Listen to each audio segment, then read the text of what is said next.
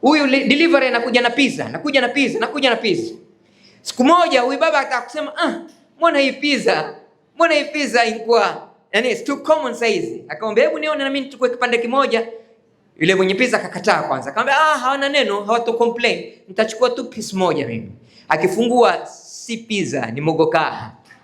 Kwa hivyo yule delivery ilikuwa haleti pizza, ilikuwa akiwaletea wale wasichana.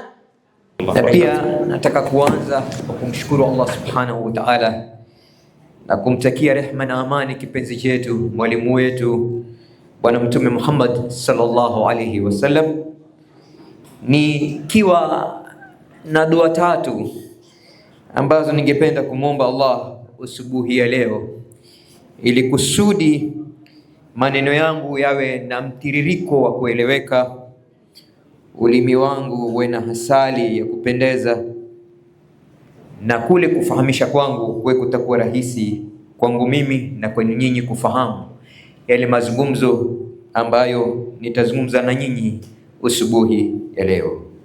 Mwenyezi Mungu ajalie fikra zangu ziwe ni fikra ambazo zitakubaliana na fikra zako, kwa sababu hapo ndio kila kitu huanza. You have to be careful of what you think, because what you think affects the way you feel. You have to be careful of the way you feel, because the way you feel affects the way you act. You have to be careful of your actions, because your action builds your character.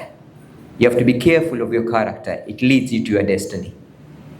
Na leo tunazungumzia juu ya character na malezi. Kwa hivyo huo mtiririko ni relevant katika yale ambayo tutazungumza siku ya leo.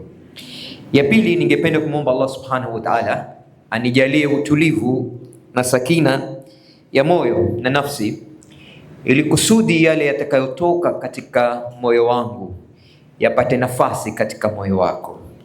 Siku hizi karne ya 21, it is not what you think, it is how you feel about what you think. It's not about the IQ, it's about the EQ. Feelings zina nguvu zaidi kuliko thoughts. Kwa hivyo Mwenyezi Mungu akijalia yale yatakayotoka katika moyo wangu akipata nafasi katika moyo wako, basi lengo letu litakuwa limetimia. Kwa sababu at the end of the day, maana ya kusikiliza mazungumzo, khutba, masomo ni baadaye yatumie katika kuboresha maisha yako. Knowledge without action makes people monsters. Elimu bila ya kutumiwa katika maisha kubadilisha maisha ya watu, kukufanya uwe ni jahili mkubwa zaidi kuliko wale ambao hawajui. Ndugu zangu, namuomba Allah Subhanahu wa Ta'ala pia anijalie stamina za kutosha, nishati ya kutosha kusimama mbele yenu inshallah na kuwaeleza yale machache ambayo nimekusudia kuwaeleza usubuhi ya leo. Kama especially early childhood education, ama mtu aliyesomea sana mambo ya malezi ya watoto mpaka PhD, kwa hakika kusummarize malezi unaangalia neno malezi lenyewe. To summarize malezi unaangalia neno malezi yenyewe.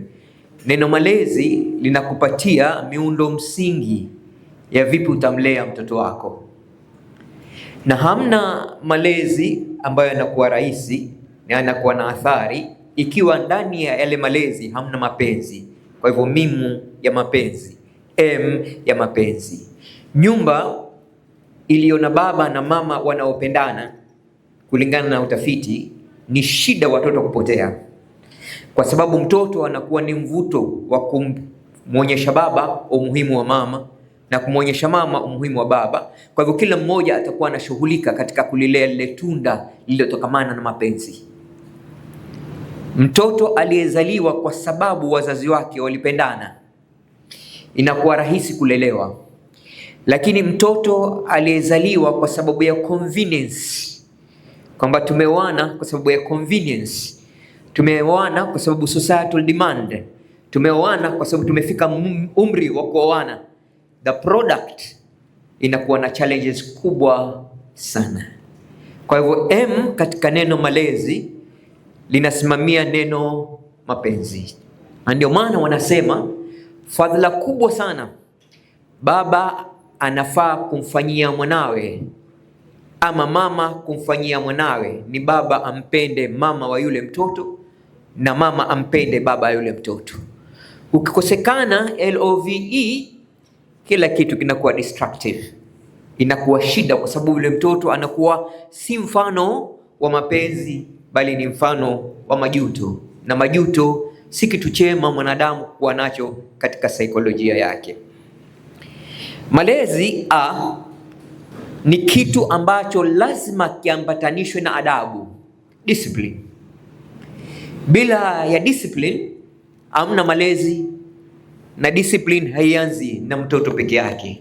Discipline inaanza na wale waliomzaa yule mtoto. Mimi kila nikifundisha parenting at the university huwa nawaambia wanafunzi wangu, there is no way waweza kumfanya mtoto wako awe na discipline kama wewe mwenyewe hauna discipline. There is no way waweza kumfanya mtoto wako aswali kama wewe mwenyewe huswali. There is no way waweza kumfanya mtoto wako asome Quran kama wewe husomi Quran. There is no way waweza kumfanya mtoto wako avae vizuri kama Muislamu ikiwa wewe mavazi yako ni ya la haula. Haiwezekani. Kwa hivyo hamna njia bora ya kumlea Muhammad mbali na njia ya concept ya role modeling. Na ndio maana Allah subhanahu wa ta'ala katika kumdescribe mtume kwamba ni mlezi kasema he is a role model. Yani kila alichofanya kilikuwa kina maana katika maisha ya mwanadamu.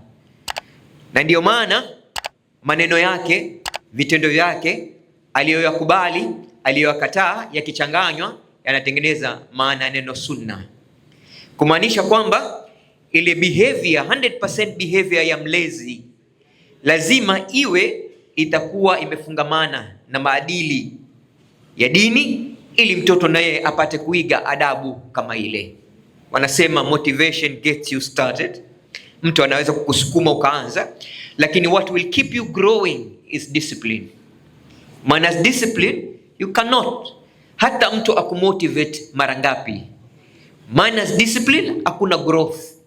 Na mtoto bila kuwekewa nidhamu za kidiscipline katika maisha, mtoto kama yule hawezi kuleleka katika njia inayofaa. Ndugu zangu, malezi L, the purpose, yani lengo la kuwa na watoto ni kuwa na watoto watakaolenga mambo mazuri. The purpose of parenting ni kuhakikisha watoto wako wameishi kwa malengo katika maisha yako. Another good example. Na ndio maana hakuna ingredient bora ya kumlea Muhammad kama kumpa jina linalofanana, linalosimamia, linaleta maana nzuri katika maisha yake. Kwa sababu moja ya katika mbinu ya kumlea mtoto ni kuwa na interventions zitakazomkumbusha kila siku yeye ni nani. Na kumkumbusha mtoto yeye ni nani kwa kutumia jina ni rahisi, kwa sababu kila ukimwita lile jina linatoa maana fulani. Na ndio maana Bwana Mtume sallallahu alaihi wasallam akasema kila mzazi ana majukumu manne kwa mtoto wake. Jukumu la kwanza ni kuhakikisha ile madrasa ya kwanza atakayopata yule mtoto ni madrasa yenye mafunzo mazuri. Na madrasa ya kwanza al-umul madrasa. Kwa hivyo baba awe mwangalifu katika kumchagulia yule mtoto mamake ni nani, na mama awe na hadhari katika kukubali baba wa mtoto wake atakuwa ni nani, kwa sababu the character ya mama na character ya baba zikichanganywa ndio zinatengeneza mtoto. 43 chromosomes za mama na 43 chromosomes za baba, 23 chromosomes za mama, 23 chromosomes za baba, 46 chromosomes zinatengeneza mtoto.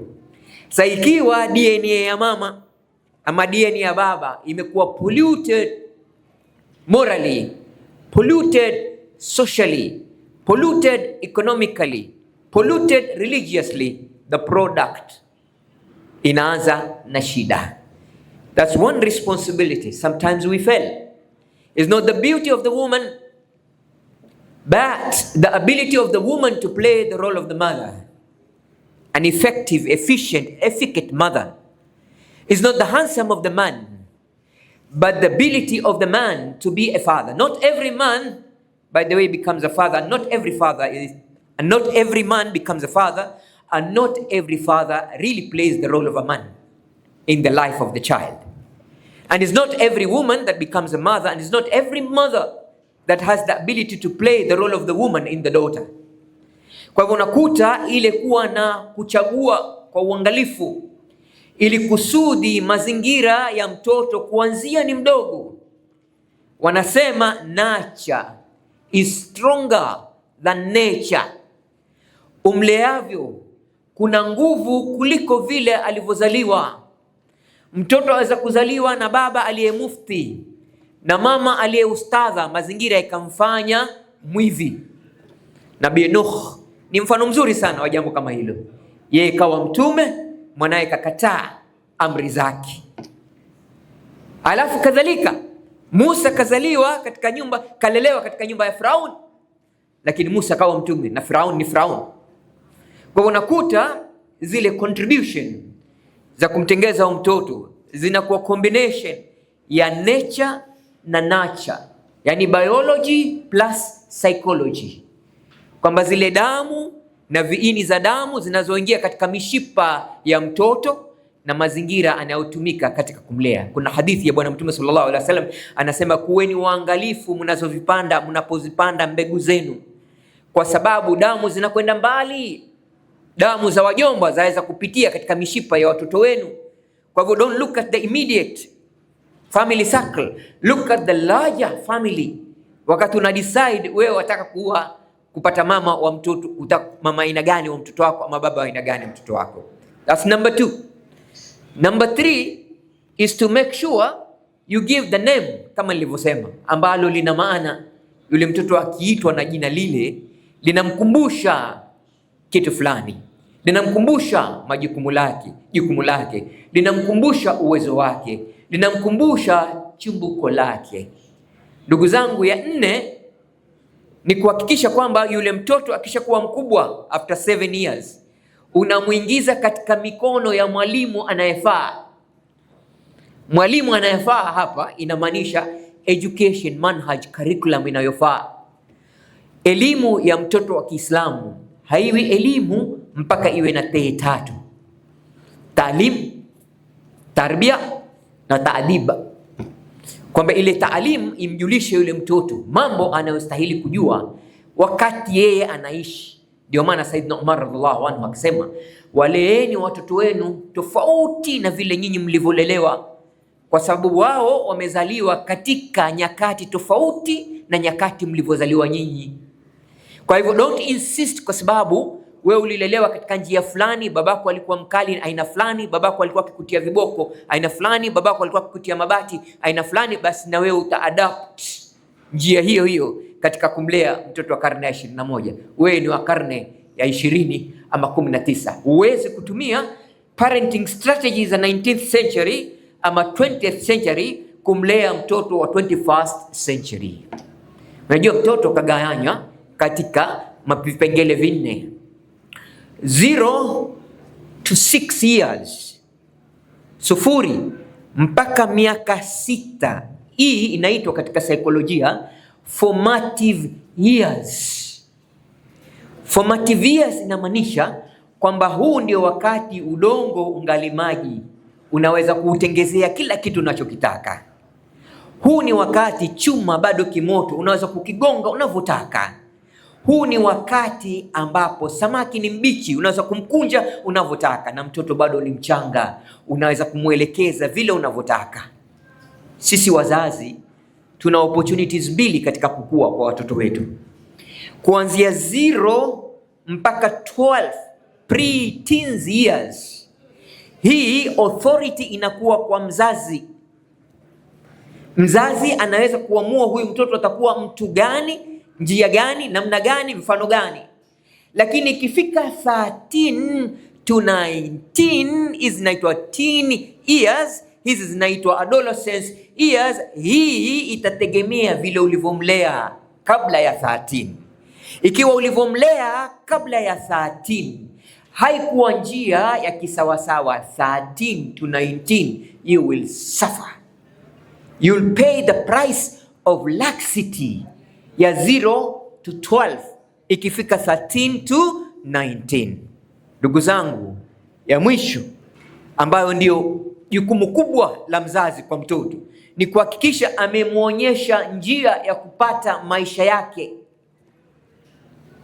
Si useme mtoto wako umemsomesha ana degree sasa unamsukuma kwenye market ya ulimwengu. Utapumzika kulea pindi utakapomwonyesha yule mtoto wako riski yako itatoka hapa. Yani umsaidie katika kuestablish maisha yake, kwa sababu hiyo ni avenue inatumika katika kupoteza watoto wetu, ndugu zangu. Kwa hivyo nimesema malezi, mapenzi. Hatuwezi bila unconditional love ya mtoto. Inakuwezesha wewe mzazi kuweza kumlea yule mtoto vizuri. Adabu yako inamsaidia mtoto kuwa na adabu nzuri. Lengo lako, ndio maana mara nyingi nikifanya parenting workshop huwa nawaambia wazazi, ukipata mtoto usi announce kwamba nimezaa mtoto. Announce yule mtu uliyemzaa. Announce kwamba nimezaa engineer. Announce nimezaa daktari. Announce nimezaa wakili. Announce nimezaa mufti, kwa sababu description unayoitoa ya mtoto unayemtaka ni mfano wa description ya Zakaria aliyompa Mwenyezi Mungu ataka mtoto wa aina gani. Zakaria hakumwambia tu Mwenyezi Mungu nataka mtoto. Alimpa na sifa za mtoto anayemtaka. Na Mwenyezi Mungu akamhakikishia, nitakupa mtoto ambaye ni special, jina lake halijaitwa na mtu yoyote na ataitwa Yahya. Mtoto ambaye atakuwa na heshima ya juu sana, mtoto ambaye atakuwa anamtii Mola wake, anafuata dini yake, akampatia zile characteristics za yule mtoto ambaye atampa. Na wewe na mimi, je, wewe na mimi tunapomtafuta huyu mtoto huwa tunamtafuta mtoto wa aina gani? Kwa sababu ukiwa unajua wataka kupata mtoto wa aina gani, utaprepare mazingira yatakayomfaa mtoto kama yule kuishi kwa salama, kuishi kwa vizuri, kuishi kwa kukiri kwamba maisha yake lazima yawe yatakuwa yamejengwa katika kalimatu la ilaha illallah Muhammad Rasulullah. Ndugu zangu, elimu, malezi, elimu, tarbia, Kiarabu elimu yetu tarbia, Kizungu education ni neno lililoazimwa kutoka Wagiriki na linamaanisha kuchonga kitu mpaka kitatoa sura yenye kueleweka. Maana educare ni kuchonga kitu katika jiwe mpaka kikatoa sura cha kueleweka kwamba hiki ni kitu fulani. Na kulea ni kumlea mtoto mpaka afikie umri watu wamjue yeye ni mtu wa aina gani. Kwa hivyo unaposema education, unaposema tarbia, unasema kwamba yule mtoto atajengeka katika te tatu: te ya taalim, te ya tarbia na te ya taadib. Kwa Muislamu, elimu inajenga maumbile yake matatu: ulumul aqliya, scientific knowledge, wa ulumul ruhiya, spiritual knowledge, and ulumul jasmaniya, and the physical knowledge. At the end of the day, huyu mtoto akipewa elimu kama hii, kupotea inakuwa shida sana, ndugu zangu. Malezi, ndugu zangu, inamaanisha katika kulea kwa taka reciprocity. Katika saikolojia, njia ya kumuinfluence mtoto awe atakubali malezi yako bila ya kuwa rebellious, lazima utumie mbinu 6 katika kumfanya mtoto asiwe rebellious katika maisha yake, kuanzia mdogo mpaka awe mtu mzima. Njia ya kwanza ni njia ya reciprocity, kumfadhili yule mtoto, awe akitaka kukosea anaona haya, baba amenifadhili mimi, baba amenisomesha mimi, baba amenipeleka skuli za ghali mimi, baba alikuwa akinipeleka skuli mwenyewe, mama ilikuwa halali usiku mpaka nifanye homework, mama ilikuwa akinitengeza mimi nilione. Reciprocity, fadhila, kuenda nje ya mipaka ya kawaida ya kuwa mzazi. If you want more from your child, you must do more in their lives. If you want your children to be available, present in your life when you are old like me, you must also be present in their life when they are young, growing up, becoming people who they should become. Kwa unakuta elimu ni kitu ambacho lazima mtoto ajengewe ili kimfae katika kujielewa. Yeye ana IQ, kwa hivyo lazima asome vitabu. Chakula cha IQ ni vitabu. Yeye ana EQ, chakula cha EQ ni kumcha Allah subhanahu wa ta'ala. Yeye ana PQ, chakula cha PQ ni kuhakikisha ameuangalia mwili wake vizuri bila ya kuudhuru na madawa za kulevya na mambo mengine. SQ, kwamba yeye hajazaliwa peke yake, yeye amezaliwa katika jamii, lazima awe na mahusiano vizuri. Na baadaye SQ, kuwa na spiritual quotient, kwamba yeye anajua kwamba mimi nimetokamana na amri ya Allah subhanahu wa ta'ala. Ndugu zangu, kwa sababu ya wakati, katika neno malezi. Malezi lazima yajengeke katika iman. Bila ya iman, yani huruma, iman kuamini, iman kukubali, iman kukiri, iman kufuata, iman kuzingatia, iman kuwa mwadilifu, iman kuwa mfano mzuri katika maisha yako na maisha ya watu wengine. Nimesema yale mambo 6 ya influence, psychology of influence, katika kumuinfluence mtoto. Ya kwanza ni reciprocity, kumpa mtoto mambo ambayo yatamkumbusha kila siku umuhimu wako katika maisha yake.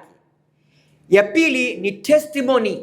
Testimony ni kuleta watu ambao wameishi vizuri, sasa wamekuwa watu wa vizuri, watoe ushuhuda kwa yule mtoto. Kwa mfano, mtoto amekuwa mvivu wa kusoma, ameanza kukataa kusoma, unaleta wasomi wajieleze kwa yule mtoto utamu wa kusoma, raha ya kusoma, halwa ya kusoma ni kitu gani. Kwa hivyo anapata ile testimony kwamba mimi pia nilianza hivi, alafu nikawa mtu kama hivi. Alafu naenda ya tatu ni social proof. Social proof, ajue ni yapi yanakubalika katika jamii na ni yapi hayakubaliki katika jamii. Ya tano ni repetition, kurudia yale mambo muhimu ambayo unataka kuyaona katika maisha ya mtoto wako. Repetition is the best teacher. Wanasema consistency is more important than intensity. Jambo linalosemwa kwa urefu kwa siku moja halina nguvu kuliko jambo linalosemwa kwa ufupi lakini kila siku. Njia inayopitiwa kila siku haimei nyasi. Alafu la tano, unafanya branding, unamjengea brand yule mtoto. Na brand katika maisha ya mtoto anajengwa vipi? Kumdhihirishia ile family aliyozaliwa ni family ya aina gani. Yeye akimes, itakuwa hajames maisha yake peke yake, itakuwa amemes maisha ya familia nzima. Yeye akiwa mlevi, aibu itakuwa ya familia nzima. Yeye akiwa mwivi, aibu itakuwa. Kumuonyesha yule mtoto brand ya family aliyotoka ni brand aina gani. Asichezee jina alilopewa la babu yake, asichezee jina alilopewa la sahaba, asichezee jina alilopewa la mtume, asichezee yeye ni Muhammad. Sa ile branding, kwamba amepewa branding fulani, sasa lazima aheshimu hiyo branding. Alafu unakuta kwamba ya mwisho ni kuwa na slogan.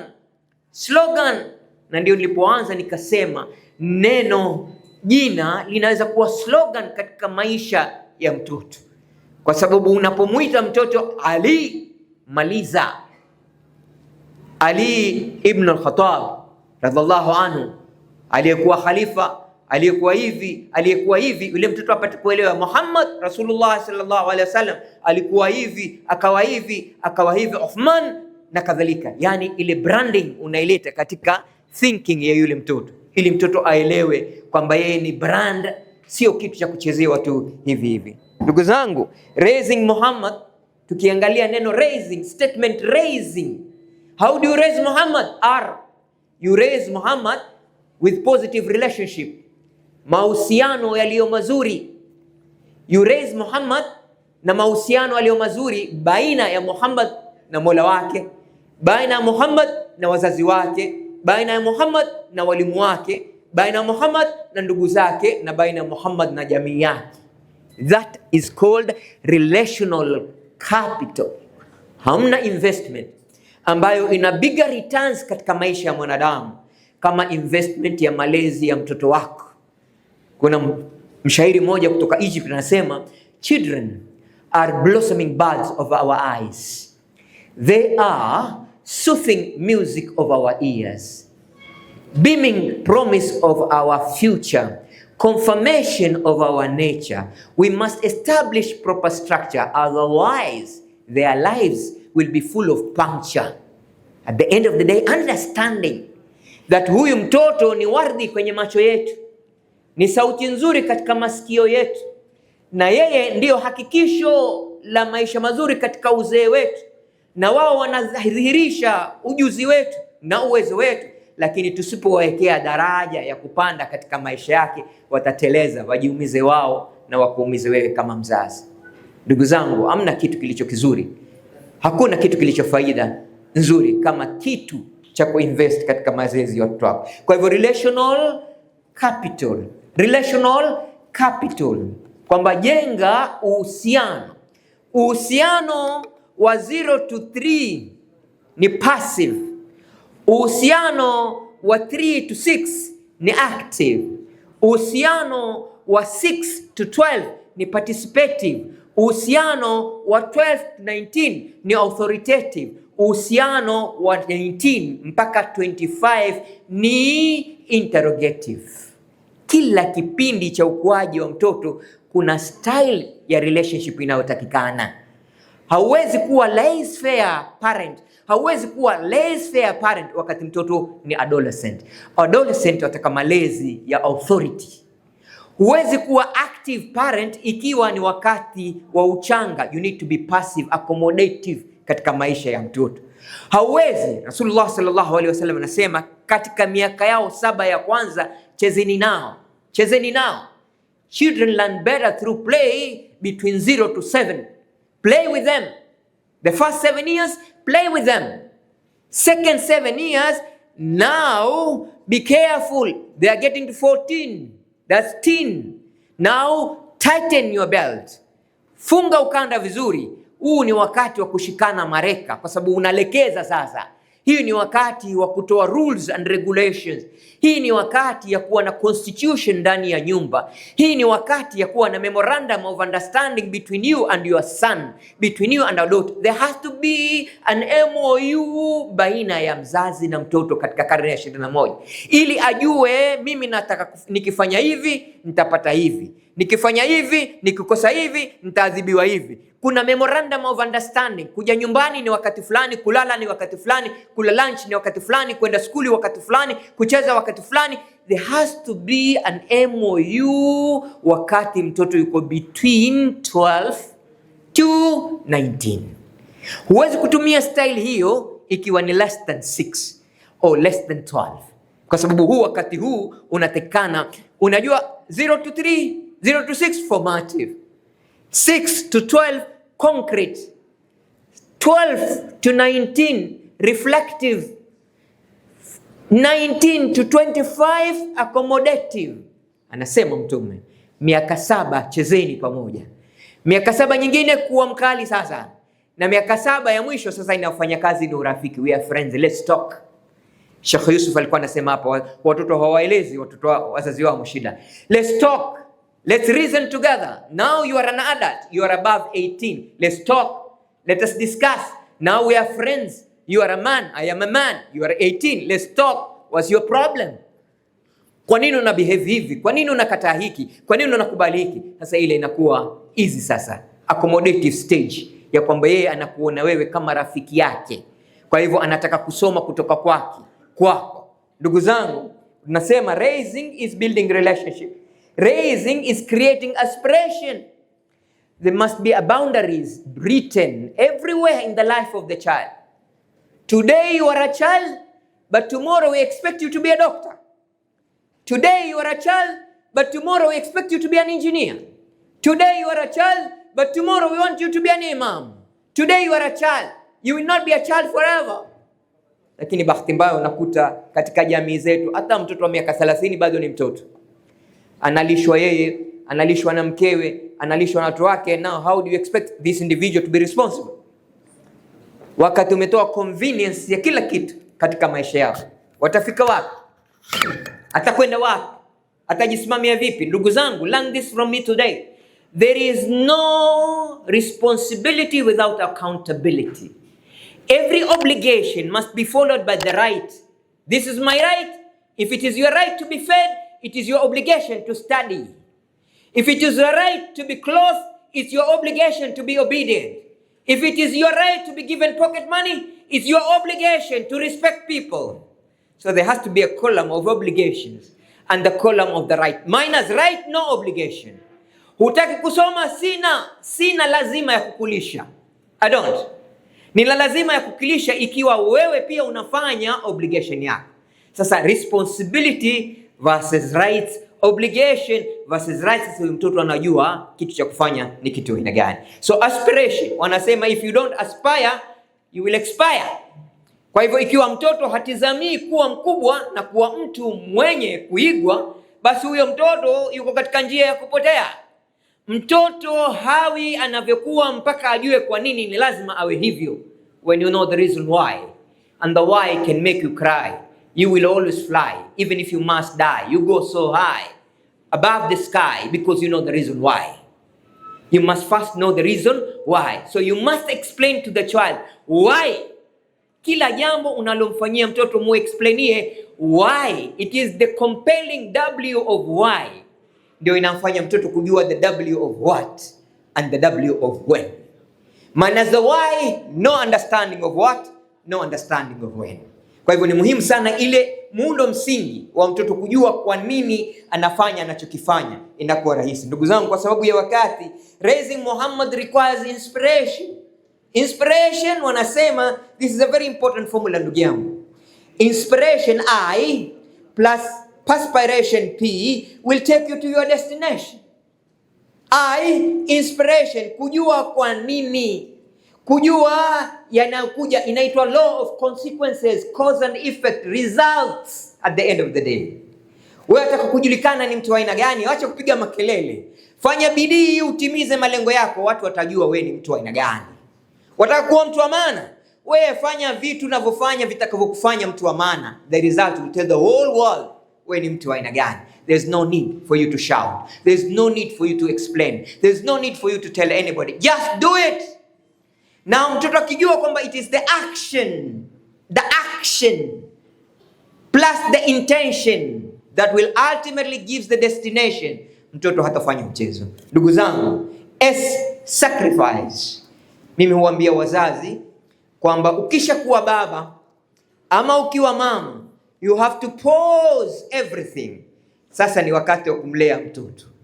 Hawezi kuwa baba wa kuangalia vipindi kila aina wakati unalea mtoto wako ndani ya nyumba.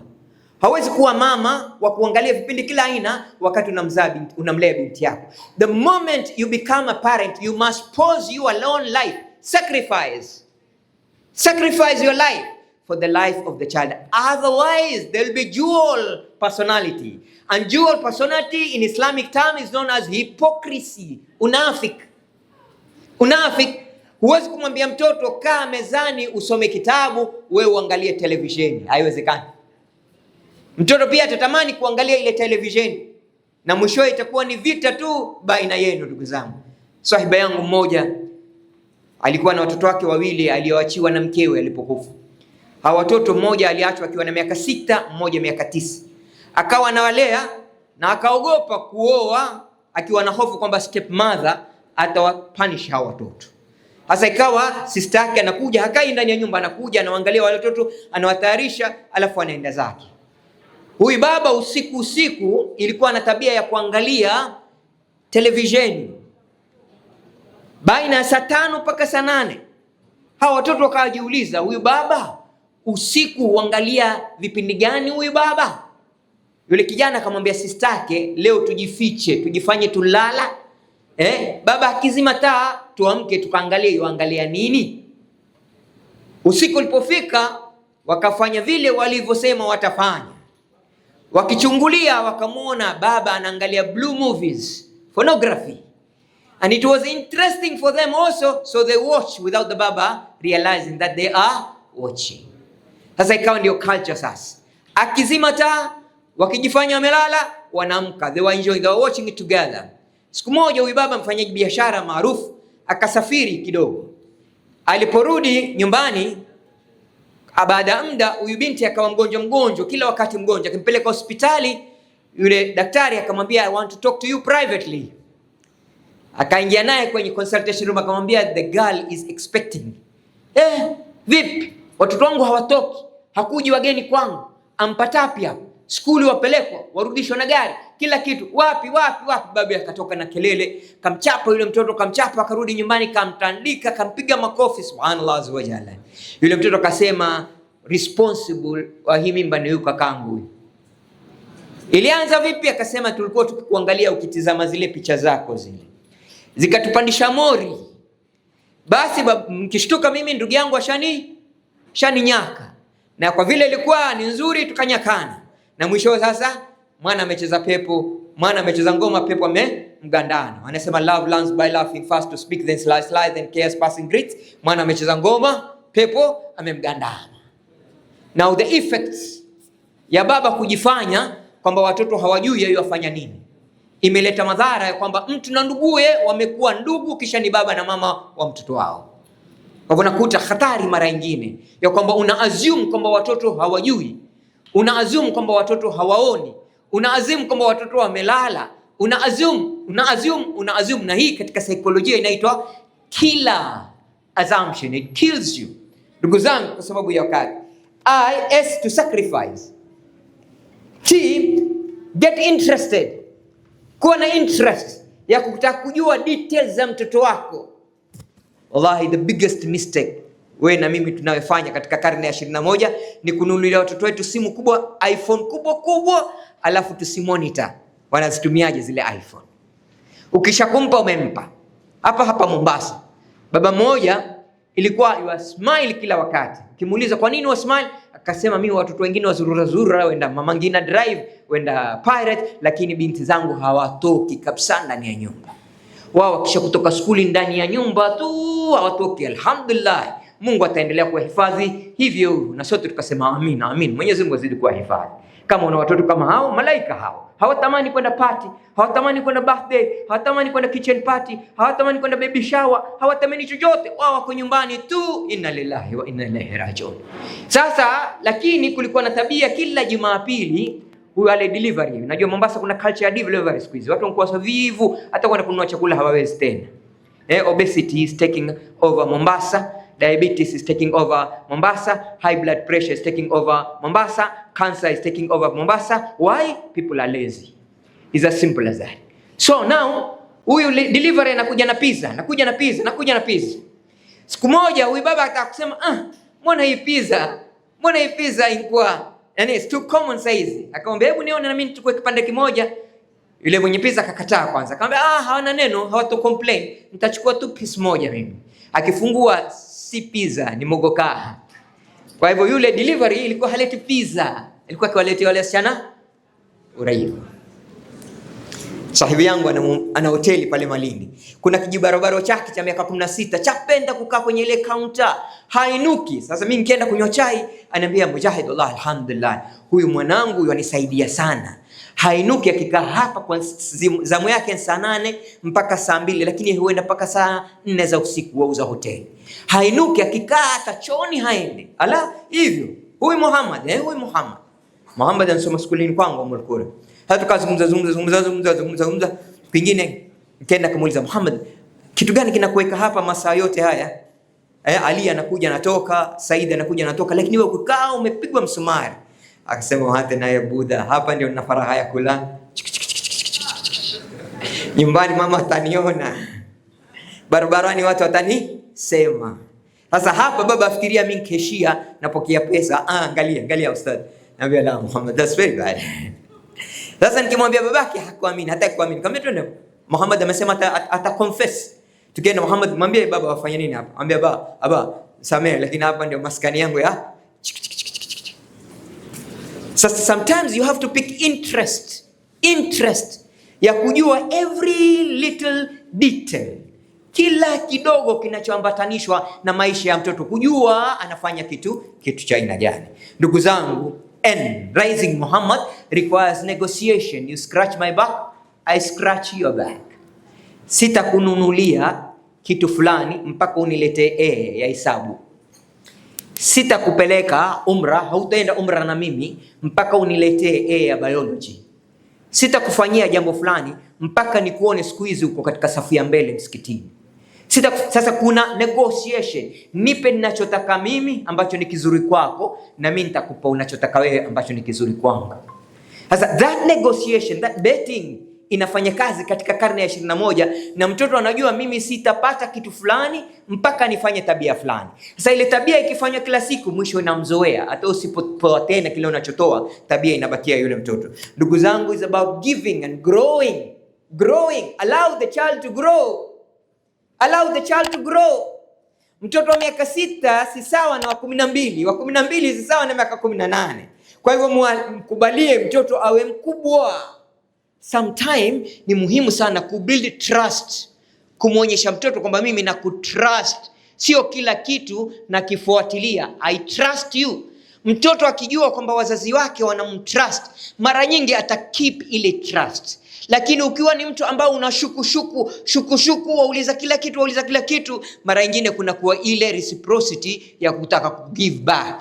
Na sio wanifuatilie sana, basi ndio utayaona yale unataka kuyaona, utayaona sasa.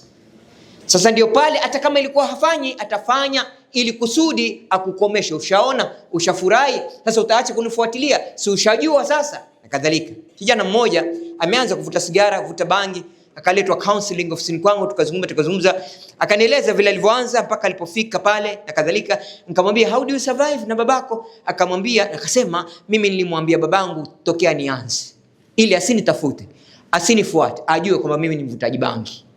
As simple as that. Nilimwambia sitakusumbua, sina mashaka. Sasa hapo unapata C, which is very dangerous katika malezi ya watoto. Hii C inaitwa C ya kucompromise.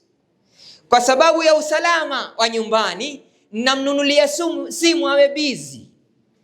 Mara nyingi mama akija kule skuli kwangu, naambia vipi, umeona umemnunulia simu kubwa huyu, atasoma vipi sasa huyu? Ananiambia Mujahid, nipate amani tu, babake kwa Arabuni huyu. Ashakuwa barabara, simwezi mimi. Kwa hivyo kupata salama ndani ya nyumba, namnunulia simu angalau asitoke, akae nyumbani tu, na namtilia na wifi ili akae nyumbani ateze simu na wifi. Sasa hii simu na wifi anaocheza, unajua ina madhara gani katika maisha yake? Very dangerous. Compromise. Ndugu zangu, kuna C5 zinaitwa social metastasizing cancer of parenting. Yani ni kansa ya malezi ya watoto. C ya kwanza ni C ya kucompromise. Kwamba wewe maadamu anafanya kitu fulani, hata kama ni kidogo, mengine waweza kumruhusu akayafanya, hakuna shida. Maadamu yafanya kwa siri, maadamu hakuonyeshi mbele yako, maadamu hasumbui watu, maadamu subhanallah. Hapa Kibokoni hapa nimeitwa kuzungumza na mtoto, tunazungumza sasa, namwambia mamake, ananiambia wallahi nashukuru sana, siku hizi ambadilika, ameimprove doctor, ameimprove sana. Manake hali tena marungi vibarazani, siku hizi wala chumbani kwake. Ambadilika sana. Zamani alikuwa kama barazani wapi, lakini alhamdulillah siku hizi marungi yake wala wapi? Chumbani kwake. Isitokee angalau unajua anasema lesser evil. It is lesser evil. Angalau heshima yangu yalindwa huko nje, watu hawajui kama yala marungi, lakini anaweza kula marungi huko ndani. So hivyo inakuwa ni shida sana. Ndugu zangu, raising Muhammad, M for motivation. Lazima kila siku, wanasema Kenya mababa hutumia dakika 5 tu kila wiki kuzungumza na watoto wao. Kenya, Mombasa is worse. Kuzungumza na mtoto si kumuuliza skuli ilikuwaje, umemaliza homework hujamaliza. Kuzungumza na mtoto ni kuzungumza juu ya maisha yake na maisha yanayomzunguka na hatari iliyoko katika kukua kwake. Huko ndio kuzungumza. Kuzungumza ni kumfahamisha na kumueleza kwamba lazima ajikinge na mambo fulani na afuate mambo fulani. Huko ndio kuzungumza. Kuzungumza chembele cha Kiswahili, kuzungumza maneno ya ruhu. Maneno ya ruhu, sio maneno ya ulimini, maneno yanatoka katika roho. There has to be an emotional connection.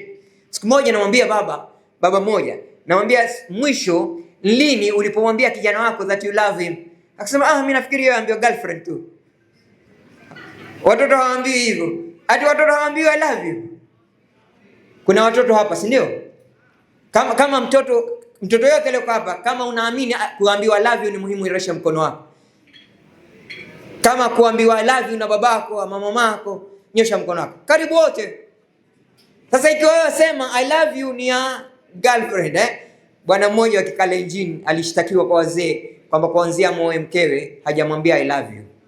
Sasa akaitwa na wazee, akamwambia vipi? Mbona hujamwambia mke wako kwamba I love you? Akamwambia njoo mke wangu. Siku ile nilipokuoa si nilikwambia I love you? Sasa kama imebadilika si nitakwambia tu. Bado iko vile vile nilivyokuambia siku ile ya kwanza mpaka leo. Hii yataka renewal ama sivyo? Yataka affirmation, confirmation kila siku. Ndugu zangu, malezi ya Muhammad yataka objectivity. Yataka malengo, yataka objectivity, yataka hadaf. Bila hadaf huwezi kumlea Muhammad vizuri. Ndugu zangu, malengo ya Muhammad, malezi ya Muhammad yataka harnessing. Kuna watoto ni masimba, lakini wamejenga imani kwamba wao ni paka. Sasa ni wewe mzazi uwaambie kwamba wao si paka, wao simba. Kuna watoto wao ni eagle, lakini wameamini kwamba they are pigeons, they are cowards, they can't take risks. Kuna watoto ambao wao ni madovu, wana miguvu, wao wanajiamini kwamba wao panya. Sasa kutoa hii weakness ili mtoto awe na confidence, ajiamini, kwa sababu believing is achieving. Bila ya kujiamini mtoto huwa hana thamani, na haruki akaenda angani, hubaki chini akabadilishwa gunia la chooni na akawa ni mtu duni, kwa sababu yeye hayaoni yale ambayo yanamgoja peponi na atakayofurahia akiwa hapa duniani. Yeye anakuwa jini kabisa, hajielewi. Sasa wewe kama mzazi, you have to harness the potential, kumuonyesha yule mtoto kwamba yeye ana uwezo kuliko vile anavyojiona. You cannot see the picture if you are inside the frame. You have to get out of the frame. So the child is in the frame, cannot see the picture. Ni mzazi ndio aliyoko outside the frame ambao anaona picture na anaweza kumweleza yule mtoto. Ndugu zangu, kwa sababu ya wakati, we must always be alive. Be alive. Hii ni maisha, na life inaandikwa LIFE. Life is about learning. Don't compromise that. Life is about inspiring. Usicompromise hilo. Life is about focus. Usiliweke chini hilo. Life is about empowerment. Yule mtoto awe anakuwa akijijua kwamba yeye ana uwezo wa kukabiliana na kila matatizo ambayo anayapata katika maisha yake. Kwa hivyo si ya kwanza ya kucompromise, si ya pili ya kucriticize. Kila analolifanya mtoto mbaya, kila analolifanya mtoto ni mbaya, kila kitu nakitia ila katika maisha ya mtoto. Kwa hivyo mwisho hata hajali tena. Ingine ni kukataa, yani kucondemn. You are good for nothing. Na hakuna neno lililo nguvu katika mtoto, maisha ya mtoto, kama neno linalotoka katika mdomo wa mzazi. Ukimwambia mtoto you are stupid, be sure the child will be stupid. Kumbuka tu, siku moja baba amemwambia mtoto, wewe kwenda zako ng'ombe, ng'ombe kabisa wewe. Akamwambia naam ng'ombe, lakini ng'ombe uzaliwa na nani? Huyu ng'ombe uzaliwa na nani? Kwa hivyo pia wewe ng'ombe. Sasa mara nyingine you say things ambazo they detect very badly on you. Ndugu yangu, ni hakika kuhakikisha kwamba movement, yani parenting with movement, kumpatia yule mtoto exposure ili apate kuona watoto wengine wanaishi vipi, wanaendelea vipi, wana mitihani gani, wanafanya juhudi gani, wanajisaidia vipi, wanajikuza vipi, wanajituma vipi na kadhalika. Ndugu zangu, hata kama una uwezo wa kupika biriani kila siku, na kuomba siku moja mpikie mtoto wako githeri, alafu mwambie leo hakuna biriani, iko githeri. Kwa sababu maisha rangile, maisha gunia bovu, maisha milima na mabonde. Mtoto wako ukiwa haupo, akipatikana na matatizo, lazima awe na resilience ya kukubali maisha vile anavyompeleka. Kwa hivyo siku nyingine ifanye gari isifanye kazi, atembee kwenda shule. Mwambie gari leo nikataa kuwaka, tembea nenda shule. Kwani wewe na mimi tulikwenda vipi shule? Mara nyingine lazima kunyimwa yule mtoto ili apate kujua anakwenda wapi, ili apate kujua mitihani ya maisha inachukuliwa kivipi. Ni lazima ajue mazuri, ajue na mabaya, anayoyaweza, asiyoyaweza, yatakayomkumba na vile ambavyo atapambana na yale ambayo yatamkumba. Ndugu zangu, ni lazima tutoe direction. Ad-dinu nasiha, kwamba dini ni kunasihiana, na hamna mtu ambaye anastahili kutoa nasaha nzuri kama mzazi kwa mtoto wake. Tusiwaachie walimu kazi ya kuongoza watoto peke yao. kwa sababu kile kinachosikizwa nyumbani plus kinachosikizwa shule, hiyo ndio inajenga maisha. Kinachosikizwa nyumbani ikiwa ni tofauti na kile kinachosikizwa shule, kunaleta contradiction ambayo ni sia nne. Contradiction. Sisi tunasema mengine, tunafanya mengine. We baba unaamrisha mtoto kufanya mengine na mtoto anafanya mengine. Contradiction. Contradiction. Alafu compare, ndugu yangu, inaua watoto, inaua IQ za watoto. Wewe unasema ndugu yako ampata kwa engineer, liangalia wewe mpumbavu, mjinga wewe. Angalia watu wa jirani wote wanaenda university. Don't compare. Kila mtoto kazaliwa na blueprint yake. Fuata blueprint ya mtoto ilivyo. Kila mmoja ni tofauti na mwingine. Fuata lea mtoto kulingana na uwezo wake. We are not equal, we are different. Watoto hawako sawa, wako tofauti. Ndugu yangu, tukumbuke kwamba watoto wetu wa leo wanakabiliwa na S12 zinawapeleka mbio. Mimi na wewe lazima tujue tutazihandle vipi hizi S12. Na kama nikisema S ambayo wafikiria haileti maana, nyosha mkono tafadhali, ili kusudi tuelimishane. S ya kwanza ambayo inasumbua watoto wetu, hasa watoto wa Mombasa, ni socialization. Socialization zamani ilikuwa ni rahisi, mwalimu, mzazi, madrasa, skuli na nyumbani. Lakini siku hizi socialization iko kutokamana agents wengi sana. Sasa watoto wetu hawajengwi tabia zao na sisi, wanajengwa tabia zao na mazingira. Sasa kunakuwa socialization problem. Nyumbani kwingine, siku nyingine nilikuwa tunazungumza, tukaenda nyumba ya sahiba yetu. Sasa kule kwake kuna mkeka umewekwa kipembeni, kuna na dining table nzuri. Sasa kwa sababu sisi ni wasomi wa kimagharibi na kadhalika, tukapambiwa ile meza, tukala na vijiko na fork na wadawa. Siku nyingine nikaenda na ustadhi wawili. Tukifika hawakutuweka kwenye meza, akatuweka jamvi. Akapeka jamvi, katiwa na sinia, watu wakala. Sasa nikamuuliza, bwana, mbona, what is the philosophy? Nini logic ya sisi siku ile tunkuja ukatuweka kwenye meza? Leo ninakuja na ustadhi umetuweka kwenye. Akasema ile nyinyi msoma uzunguni, hawa wasoma madrasa ukaa chini hao. Sasa hivyo kaa chini. Double standards. Double standard. Kwamba una treat watu in a hypocritical way.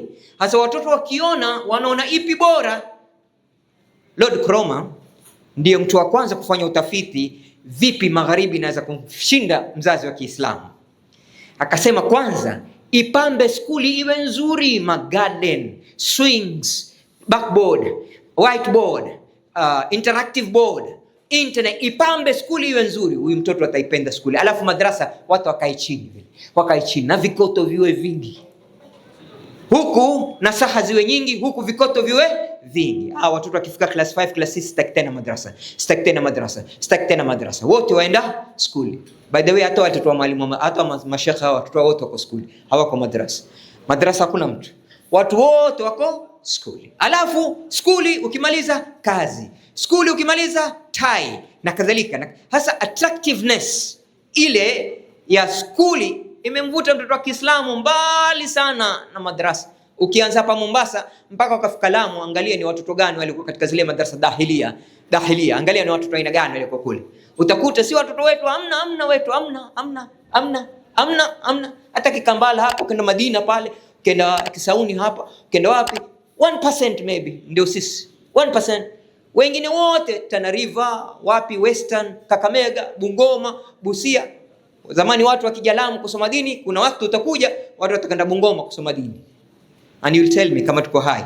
Kwa sababu wanaokuwa katika hizo madrasa zetu, ukiangalia ile list ya watu wanaokwenda nje, Morocco, wanaokwenda wada list, angalia, amna wa Kibokoni hapo, amna wa Mji wa Kale hapo, hakuna wa Sargoi hapo, amna wa Majengo hapo, amna. Now there's a challenge, there's a problem. Sasa ule mti mgongo wa jamii ukianguka, na mti mgongo wa jamii ni spirituality, ni uchaji wa Mungu, ni elimu ya dini, ndio mti mgongo. Fardh al-ain, mtoto lazima kwanza apewe elimu ya dini kisha elimu ya skuli. Kwanza hata research yenyewe ya kubali. Mtoto yoyote anayesoma dini kwanza kisha akaja skuli, akili yake huwa nzuri kuliko yule anayekuja direct skuli. Sijasema mimi hiyo, nasema ni research, na research ambayo haikufanywa na Waislamu wasiokuwa Waislamu. kwamba mtoto yote anayehifadhishwa Qur'ani kwanza kisha akaletwa skuli, uwezo wake wa akili unakuwa mkubwa wa kuelewa hesabu, wa kuelewa science, wa kuelewa biology. Wewe wataka kupeleka baby class, sallu ala Muhammad, baby class 2 years old ameshaenda skuli, miaka 2 baby class. Hata serikali imekataa mtoto asiende skuli mpaka afike miaka 4. Wewe atakumpeleka mtoto skuli akiwa miaka 2? Inna lillahi wa inna ilaihi rajiun. Hasa baadaye madrasa inakuwa part time, na kwa part ile ambayo ilikuwa iwe elimu inaitwaje ile fardhu la kifaya imekuwa fardhu al-ain, na fardhu al-ain imekuwa fardhu al-kifaya. Kwa hivyo unakuta watoto wetu malezi yamekuwa magumu sana. Malezi yamekuwa magumu sana kwa sababu tatu hakuna. Malezi ya watoto yanataka tarbia, taadib, tawakkul, tawfik. Alafu inatekana pia iwe kitu ambao kuna natakwa, tia takwa. Sasa ikiwa hamna hivyo malezi inakuwa shida. Sasa S ya kwanza socialization. S ya pili show off. Watoto wetu wanapenda kujionyesha mbele ya watu wengine. Na ndio maana hasadi zimekuwa nyingi pia. Unakuta kila mmoja ni selfie. Baada ya selfie wanapost. Anakula selfie anapost. Anaenda shule selfie anapost. Yuko barabara anatembea selfie anapost. Yuko na mamake selfie anapost. Yuko na buda anakaa. Kwanza unajua ukimuita mwivi jina lake huwezi kumpiga. Ukimuita mwivi, kwa mfano ukamwona mwivi aitwa Muhammad, Muhammad afai kwa mwivi. Ukamwona mwivi aitwa John, wewe John umpigi jiwe. Wewe kupata nguvu za kumpiga jiwe mpaka umuite mwivi. Sasa si binadamu tena, ni mwivi. Na watoto wetu wakituita mababa hawawezi tukosea adabu. Mpaka watute buda. Can you imagine wewe baba wa mtu alafu yule mtoto akuita wewe mzee? Mzee ni kila mtu. Wewe una jina lako, wewe ni baba. Lakini ngoja nimwambie mzee, ngoja nimuite mzee. Kwa hivyo mzee ni mtu wa kawaida tu, mtu yoyote. Usikubali mtoto wako akute jina lingine mbali ya kukuita baba ama mbali ya kukuita mama. Akisubstitute majina ashakosa credibility. Anaweza kufanya jambo lolote mbele yako kwa sababu wewe si baba tena, hakuiti tena baba wewe. Wewe si mama tena, hakuiti mama tena, anakuita jina lingine. Sasa lile jingine kwa kisaikolojia linampa uwezo wa kufanya lolote analotaka, na linakuwa mbaya. Ndugu zangu, kwa sababu ya wakati mwingine, S ya tatu ni ya smoke. Watoto wana smoke kila kitu. Hata kama hawana pesa ya kununua bangi watasokota tu zile karatasi wavute. Bora wavuta tu. Unajua wavuta nini? Lakini bora wavute tu. Nikwenda shule nyingine kuzungumza juzi, form 4 wamebakishwa kufanya hiyo tuition ambayo ni maradhi mengine pia. Sasa naambia mbona nyinyi macho yenu mekundu hivyo? Si kawaida. Ingekuwa mmoja hivi mawili ningefikiri mna maradhi ya macho. Lakini nyote macho yao wacheka tu wao. Mbona midomo yenu inakaa kama what's the problem? What's the problem? Kuna mmoja kainua mkono. Utakwambia kweli sana. Sisi tuamini bwana, ukivuta bangi akili ndio ya nzuri. Shenzi wewe. Pambavu kabisa. Nani alikwambia? Science gani imesema hivyo? Ati ukivuta bangi ndio IQ utaenda juu. Na unalolisoma utalielewa.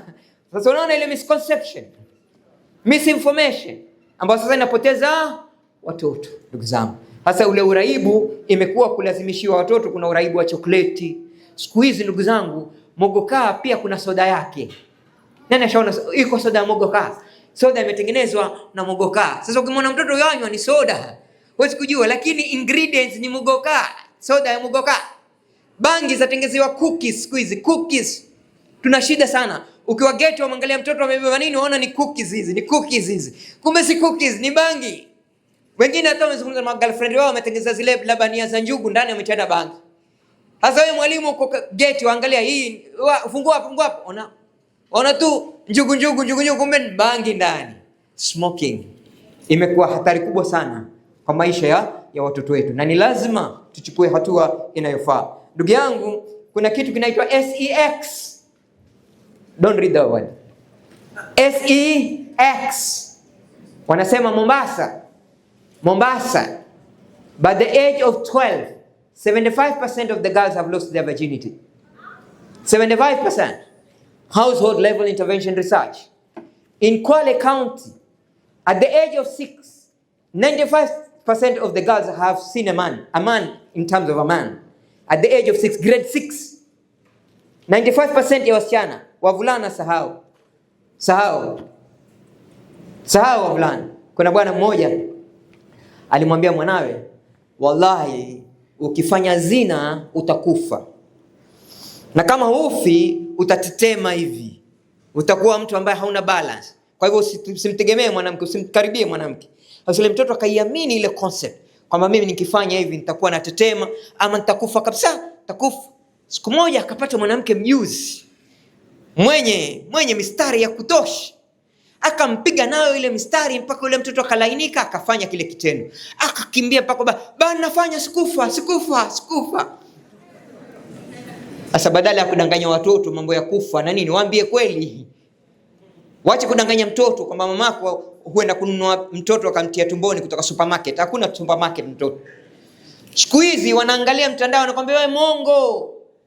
Hakuna supermarket. Tuambie baba, mimi najua mkifunga mlango saa 8 mwafanya nini? Twajua sisi. Usidanganya hapa. Twajua sisi. Sasa exposure to sex content, exposure to sexual practices are too early siku hizi. Siku moja mimi nafanya utafiti wa kutaka kujua ni umri gani wa mtoto sawa kufundishwa hesabu, mathematics. Ilikuwa ni Wizara ya Elimu. Nikapelekwa Bombolulu na skuli 3 nikawa nafanya kazi nazo. Skuli moja kulikuwa binti ana miaka 4 anaitwa Zainab. Mashallah, mtoto mzuri, tabia nzuri, outgoing, nimemaliza sio? Outgoing. Sasa nilikuwa nakaa pale miezi 3. Fanya ile research yangu namaliza. Sasa nikamwambia Zainab, mimi wiki ijayo siji tena, nimemaliza kazi yangu. Nishamaliza, yani uncle, njoo bado. Naambia mimi nimemaliza, lakini nitakupenda wewe kila siku. Nikiwa napita hapa kwenda Malindi nitaingia ni kwa mkuu. Anaambia wanidanganya, hunipendi wewe. Kila siku anaambiwa nipenda tu, kila siku ananiambia nipenda. Naambia Zena, mimi nakupenda. Mbona unkaa hapa mpaka enda zako, hatujafanya yale watu wanaopendana wafanya. Alafu anaambia wanipenda, hunipendi wewe. Huyo ni mtoto wa miaka mingapi? 4. Nimemaliza nani?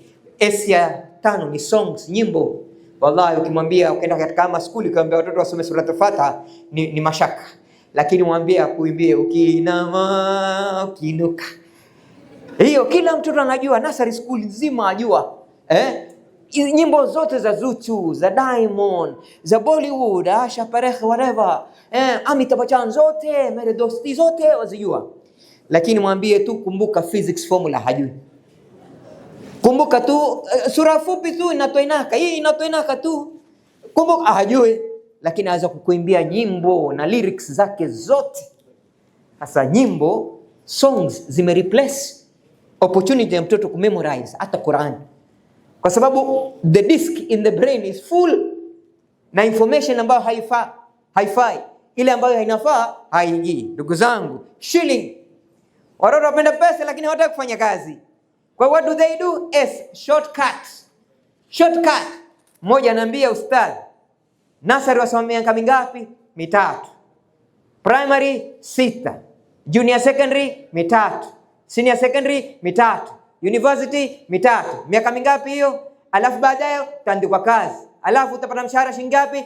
Hiyo mimi naweza kupata leo. Yaani ni kwenda safari yote hiyo ili kupata mshahara wa shilingi 60,000. Hiyo ni safari kubwa sana.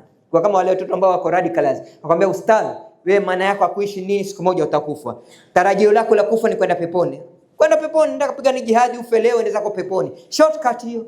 Ya nini balaa ya kufuata barabara ndefu? Shortcut. Ndugu yangu, nyingine ni social media. Hii hata hataki kuzungumzwa. Ni mada ya kipekee. Siku hizi kuna moja inaitwa Siri. Sasa vijana waambia Siri, naam, tena inaitikia kwa language unayotaka. Lugha nataka. Siri, naam, ndio. Na swali, niulize, nikusaidie vipi? Babangu siku hizi ankuwa mkali sana, antia bakora tu saa zote. Sasa nifanye nini ubudha? Mmemtie naye kofi tu. Simple as that. Tit for tat. An eye for an eye. A tooth for a tooth. Si yangu kupiga, na wewe mpige. Ndio siku hizi unaona wazazi watiwa makofi na watoto wao. Hakuna skuli utakwenda siku hizi usishtakiwe kwamba kuna mtoto amempiga mwalimu. Hakuna. Eastleigh High School, boys school. Mwalimu wa kike wa Kiingereza wa English asomeshe. Wavulana 6 wanakaa kule nyuma, wakaamua sasa yule mwalimu angevaa mini skirt sasa tushindane. Nani atakuja haraka? Beshen. Mwalimu asomesha, wao wapiga beshen. Mwalimu asomesha pale mbele. Classini. Principal apita, kuna akiingia, chwa. Mwalimu yuko kule mbele. Simple as that. Wakiwaambia nini? To experiment. Si ni biology. Si ni biology to experiment. Sasa unakuta it's really social media influence inakuwa shida sana. Ndugu zangu, inakuwa selfishness. Mtoto anapokosa adabu hafikirii kwamba kukosa adabu huku kwangu kutamdhuru mamangu na babangu, familia yangu na jamii yangu. Doesn't think that way. Anajifikiria, na ukimuuliza mkwambia this is my life. Buddha, this is my life. You lived your life, I am living my life. Kwa hivyo don't interfere. Hii ni maisha yangu. Wewe kuhusu nini? Nikiwa nitapotea, nitaangamia, that's my choice, my life, my choice. Sasa ukisha kuambiwa hivyo utasema nini? Ndugu zangu, ya mwisho, watoto wetu wapenda smooth life, maisha mepesi. Wallahi hapa Mombasa ikiwa kutakuwa na haja ya jihadi, sijui watoto gani watapigana jihadi. You agree with me? Amna, wote nyoro, laini kwenda tu, maisha rahisi tu, sleep tu, amna kitu. Nakwambia leo ukiamuliwa, sasa tumekabiliwa na adui sasa Waislamu. Watu wametujia na mapanga, hatuna budi, lazima tushike panga. Niambie mtoto gani, nyumba gani atatoka na panga apigane? Wabillahi tawfik, wassalamu alaikum warahmatullahi ta'ala wabarakatuh.